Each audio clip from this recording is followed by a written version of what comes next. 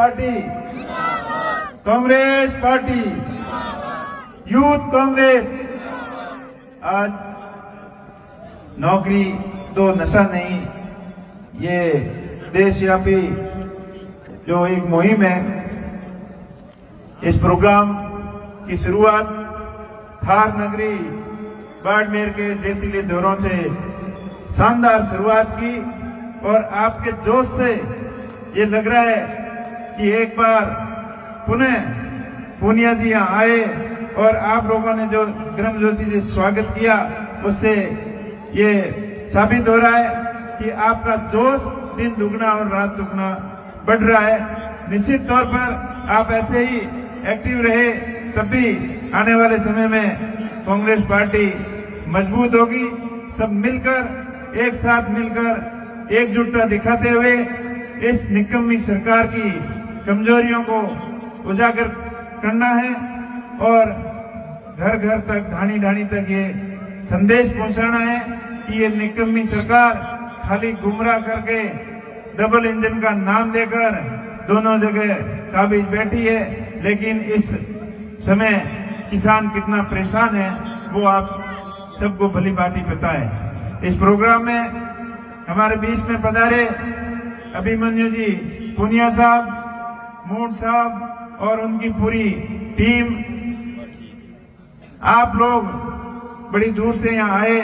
सबसे पहले तो आप लोगों का, आपकी पूरी टीम का, पूरी यूथ का बहुत बहुत स्वागत, बहुत बहुत अभिनंदन। साथ ही मंच पर विराजमान आपके लाडले पूर्व विधायक पद्माराम जी, जिला अध्यक्ष गफूर साहब, प्रधान साहब और सम्मानित मंच हाजी फतेह खान जी और तमाम आसपास से आए हुए जनप्रतिनिधिगण, प्रधानगण, सरपंचगण, सभी कांग्रेस के यूथ के पदाधिकारीगण, सुजा साहब और नवाज साहब और उनकी पूरी टीम, जिन्होंने राजेंद्र भाई और सब ने मिलकर इस शानदार प्रोग्राम का आयोजन किया। इसलिए आप सभी का बहुत बहुत आभार, बहुत बहुत धन्यवाद। और बड़ी संख्या में पधारे मेरे युवा साथियों एवं वरिष्ठजनों, आपका भी बहुत बहुत आभार कि इस मुहिम की शुरुआत अपनी थार की नगरी, इस दौरों की धरती से आपने अच्छी शुरुआत की और निश्चित तौर पर ये संदेश पूरे राज्य में जाएगा और पूरे देश के अंदर जाएगा कि नशे की प्रलत कितनी खराब है। वैसे अभिमन्यु जी बता रहे थे, आपके एरिया के अंदर पंजाब की सीमा पास में लगती है और पंजाब नशे से कितना बर्बाद हुआ है और पंजाब से लगती हुई राजस्थान की सीमा के अंदर भी नशा जिस तरीके से पैर फैला रहा है, तो ये आने वाले समय के लिए बड़ी चिंता की बात है। और चिंता की बात ये भी है, अपने थार के शांत एरिया में इस दौरों की धरती के अंदर भी ड्रग्स की फैक्ट्रियां मिलना बहुत ही चिंता का विषय है और हमको सबको जागरूक होना पड़ेगा और ऐसे नशाखोरों को, उन नशाखोरों के प्रति अपना अभियान चलाकर उनको कानून की सजा दिलाकर सलाखों के पीछे करवाने में अपन सबका योगदान भी जरूरी है। और सरकार समय रहते छेते और ऐसे नशा कारोबारियों के खिलाफ सख्त से सख्त कार्रवाई करे, ना कि उनको शरण दे, उनको पहना दे, उनको आसरा दे।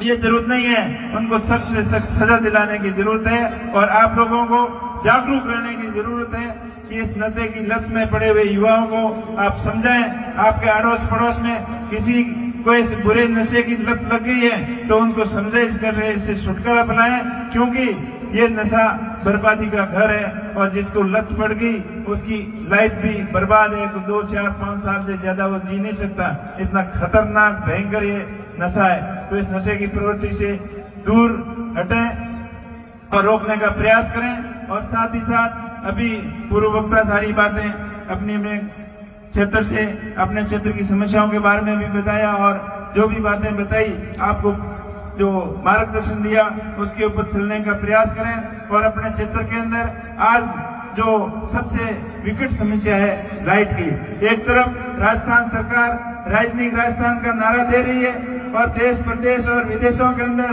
घूम घूम के लोगों को इनविटेशन दे रही है कि यहाँ आओ, उद्योग लगाओ और राजस्थान को अब विकसित करो। लेकिन दूसरी तरफ राजस्थान में देश का अन्नदाता किसान जो जिस कठिन परिस्थितियों के अंदर बैठा है उसकी तरफ उनका बिल्कुल ध्यान नहीं है।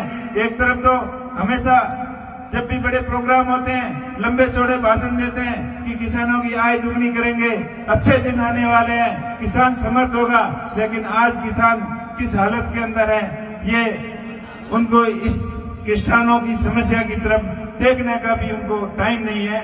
समय आएगा तब जरूर बताएंगे। और अब भी सब संगठित होकर एक होकर अपने मुहिम के तहत धरना प्रदर्शन करके इस गूंगी बहरी सरकार को जगाना होगा और अपने हक और अधिकार के लिए लड़ना होगा। आज विद्युत के जो जीएसएस की हालत बहुत खराब है, टूटी फूटी लाइनें, जर्जर हालत के अंदर जीएसएस और फीडर की कैपेसिटी बिल्कुल खराब है। और जिस कैपेसिटी एक्सटेंशन विद्युत विभाग को करना चाहिए था, अपने सिस्टम को दुरुस्त करना चाहिए था, उसकी तरफ तो ध्यान नहीं दिया और खाली किसानों की तरफ से कमियां निकालने का काम कर रहे हैं। तो वो इन बिजली कंपनियों की मनमानी बिल्कुल नहीं चलेगी। अपने सिस्टम को सुधारना होगा और किसानों को कम से कम 6 घंटे की बिजली जो पूर्ववर्ती सरकार के अंदर मिल रही थी वो बिजली देनी ही पड़ेगी, चाहे किसी भी परिस्थितियों के अंदर हो। आप उद्योगपतियों को बड़े इंडस्ट्रीज के अंदर, बड़े शहरों के अंदर बिजली पूरी दे गए हो तो किसानों ने आपका क्या बिगाड़ा? किसानों के साथ में ये धोखा और ये चलावा क्यों कर रही है सरकार? सरकार को जागना होगा और किसानों को 8 घंटे बिजली देनी होगी। 6 घंटे के बजाय वो 8 घंटे का वादा कर रहे थे, वो भी दिन के अंदर बिजली देने की बात कर रहे थे। लेकिन आज हालत ये हो रखी है कि किसानों को 2 घंटे भी एवरेज बिजली नहीं मिल रही है और वो भी टूटी फूटी बिजली आती है, कट जाती है, जिससे किसानों की मोटरें, ट्यूबवेल खराब हो रहे हैं और वापस मोटर रिपेयरिंग करने के लिए जाते हैं तो 15 से 20 हजार रुपए का खर्चा आता है। ट्रांसफार्मर जल जाता है, महीनों ट्रांसफार्मर नया लेने के लिए चक्कर काटने पड़ते हैं। ऐसी दुर्दशा मैंने तो कभी नहीं देखी और शायद आपने भी नहीं देखी होगी। इसलिए सरकार को जगाने के लिए जगह जगह धरना प्रदर्शन और इस मुहिम के माध्यम से सरकार को पूरा हिला के रखना है ताकि वो अपनी तरफ ध्यान देने के लिए मजबूर हो जाए। बाकी आप बड़ी संख्या में पधारे और जो पिछली बार पूनिया जी भी यहाँ आए थे, आपने इनका भी कहना माना, खूब आप लोगों ने तालमेल रख के अपनी एकजुटता दिखाते हुए कांग्रेस पार्टी को मजबूती दिलाई। और पिछले 10 साल से 2 बार में कांग्रेस का एमपी नहीं बना था, लेकिन आपकी एकजुटता से, आपके सहयोग से, आपकी कड़ी मेहनत से आपने कांग्रेस पार्टी को यहाँ से जिताया और मेरे जैसे सामान्य किसान परिवार के बेटे को आपने देश की बड़ी पंचायत संसद के अंदर भेजा। आपका बहुत बहुत आभार। मेरा प्रयास रहेगा आपके हर मुद्दे को देश की सबसे बड़ी पंचायत संसद भवन के अंदर अपने किसानों के मुद्दों को वहां रखूंगा और मेरा प्रयास रहेगा कि ज्यादा से ज्यादा अपने एरिया का डेवलपमेंट हो। अभी आपने यहाँ बाकासर के अंदर पोर्ट की बात करी, जैसलमेर बाड़मेर होते हुए बाबर तक नई रेलवे लाइन की भी मजबूती से मैं पैरवी कर रहा हूँ। इसके साथ साथ किसानों की जो योजनाएं हैं उनको क्रियान्वित करवाने के लिए मैं पूरा प्रयास करूंगा और मोदी और अमित शाह को हमेशा ये याद दिलाऊंगा कि आपने किसानों से जो वादे किए थे और एक वादा जो 2014 के अंदर जहां बालोतरा के अंदर किया था कि मेरे किसान भाइयों की गुजरात के कच्छ के अंदर आम और अंगूर हो सकते हैं तो बाड़मेर के देरों के अंदर क्यों नहीं हो सकते। तो ये ऐसी छोटी खोखली बातों को हमेशा याद दिलाने में तो कोई कमी नहीं छोड़ूंगा और प्रयास रहेगा कि आपकी नीयत सही है तो राजस्थान के इस बाड़मेर जैसलमेर के दौरों के अंदर आम और अंगूर की खेती भी हो सकती है। उसके लिए आपको प्रयास करना पड़ेगा। आपको माई बांध की कैपेसिटी बढ़ा के यहाँ नई नहर लानी पड़ेगी।